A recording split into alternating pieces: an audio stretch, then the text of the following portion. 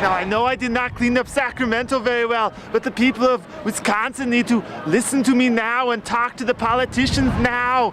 There needs to be some limited government in Madison. We need to go to Madison and clean house. The special interests need to be cleaned out. No more girly men in Madison, Wisconsin. No more cheeseheads. We need to go to the ballot boxes. Do it now. I would say our economic problems, just the way politics are right now, just disgust me. So, need a change, and we need to do it now. He has done more with his roadmap for America and has just really helped put Wisconsin on the map, but also,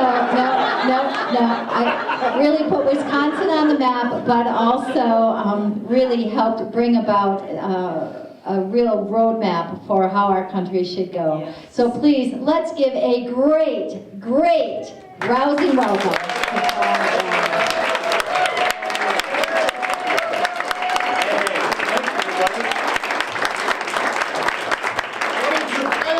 I don't know about you, but I came here to see Joe Guido with that hat on. That's why I'm here. You know, Joe, you are a patriot. Good to see you. I already voted. I know you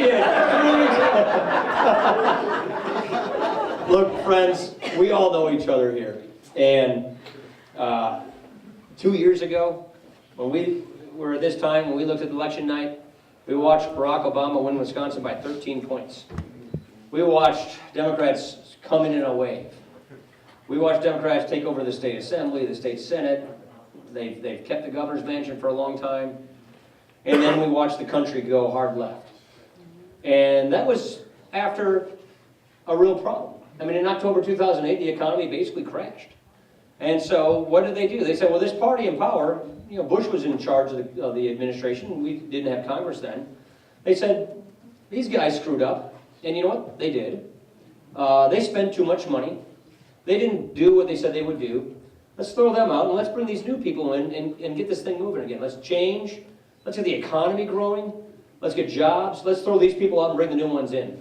What happened? Well, the new people who came in, they didn't take that mandate, get the economy moving again, get America back on its feet again. They took a different mandate. And they took a mandate that believed move the country as far left as possible, make good on the philosophy, not of the American idea, but of more of a European progressivist agenda, to move us more away from the American idea and more toward a cradle-to-grave European-style welfare state.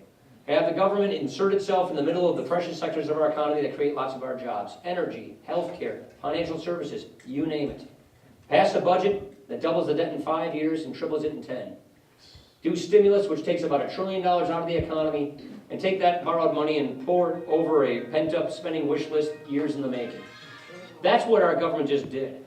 And I'll just tell you the way it has been brought to my attention from the people I work for. And it can be consolidated into one statement and one conversation I had with a woman who was working the cash register at Culver's in Mukwonago last week, who said, I'm not angry at my government, I'm afraid of my government.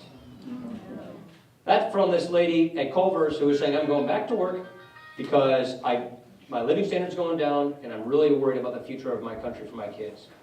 And we're at a time when we all know every independent fiscal authority there is telling us the next generation is going to have it worse than we had it. That we're giving them this mountain of debt that will crush this country's opportunities, that will stifle its innovation, its opportunity, and its living standards. And so the question is, are we going to do something about it? Yeah. The question is, are we going to stand up and make that choice? You know, there are some core principles that were used to found this country. And the idea of this country, the Declaration says it so well, all rights come from nature and God. They don't come from government. They come before government. But we now have seen this government that has been saying, no, government gives us rights. Healthcare, for example. And so if government is to now manufacture and give us rights, then it is government's wherewithal and ability to ration those rights, to redistribute those rights, to regulate those rights, to tell us when, where, if, and how, and when we get these rights. That's not the meaning of America. That is not the country our founders created and our veterans fought for. And one of those other core principles of this country is that we have government by consent of the governed. Guess what? The governed do not consent to this government. And you know what we're going to do? We're going to send that message on Tuesday. Amen. I got to tell you what, in Congress we need help. We need reinforcements. Guess what? Ron Johnson's going to come and give us those reinforcements.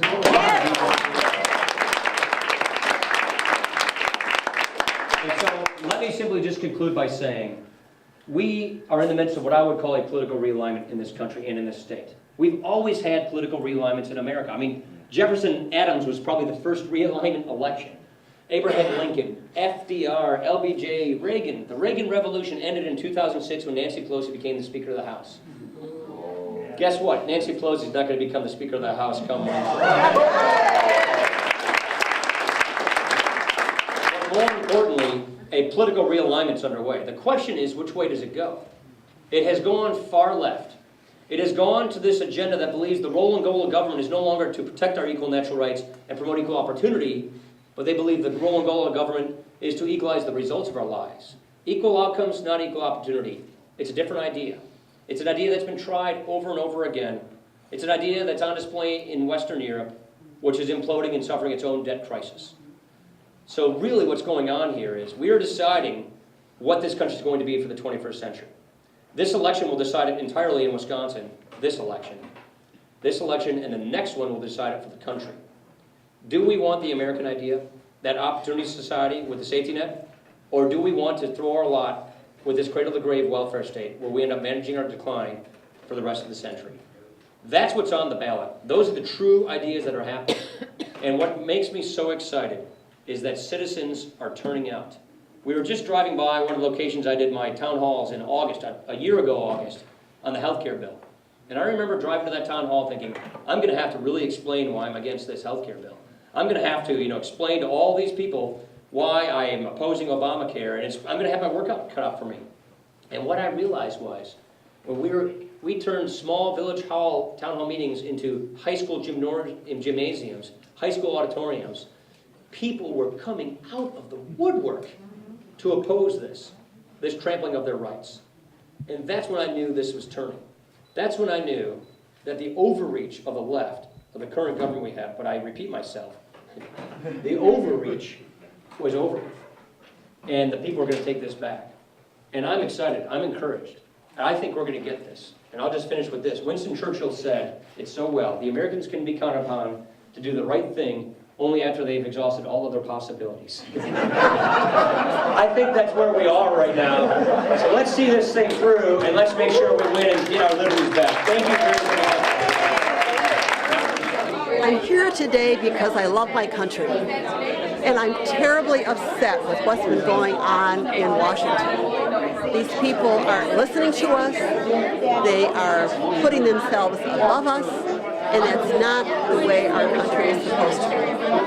I admire these people who are working so hard to bring about change, to bring us back to where our country should be.